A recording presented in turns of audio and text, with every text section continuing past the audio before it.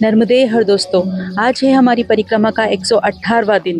सुबह की पूजा के बाद हम आगे जाने की तैयारी करने लगते हैं और यहाँ सभी को अलविदा बोलकर हम आगे की ओर निकल जाते हैं। में हमें सूर्य देव के भी दर्शन हो जाते हैं। बाद में वो मेरे ही साथ चलने लगते हैं, जिससे कि मेरे चलने का आनंद दोगुना हो जाता है।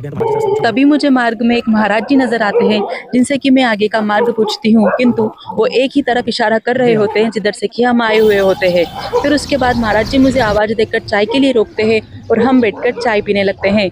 चाय पीने के तुरंत ही बाद हम आगे की ओर निकल जाते हैं और करीब 17 किलोमीटर हम चल चुके होते हैं और हम पहुंच जाते हैं चरगवा। चरगवा में हम चल ही रहे होते हैं, तभी माताजी हमें आवाज़ देकर चाय के लिए बुलाती है और हम तभी जाकर चाय पी लेते हैं। और चाय पीने के तुरंत ही बाद हम बढ़ जाते हैं आगे की ओर।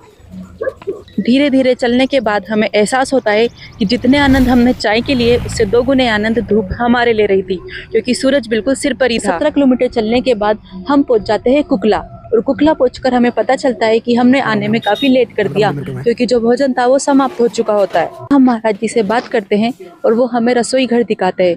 फिर क्या था, हम सब जुट जाते हैं जोरों शोरों से भोजन की तैयारी की तरफ और इधर मैं बनाने लगती हूँ खिचड़ी। कुछ ही देर में हमारी खिचड़ी बनकर तैयार हो जाती है। कुछ ही देर यानी कि 1 घंटा। विश्राम के लालच में यहाँ सब जल्दी जल्दी भोजन कर लेते हैं। भोजन के बाद मैं पहुँच जाती हूँ निद्रा की एकदम गहरी अवस्था में।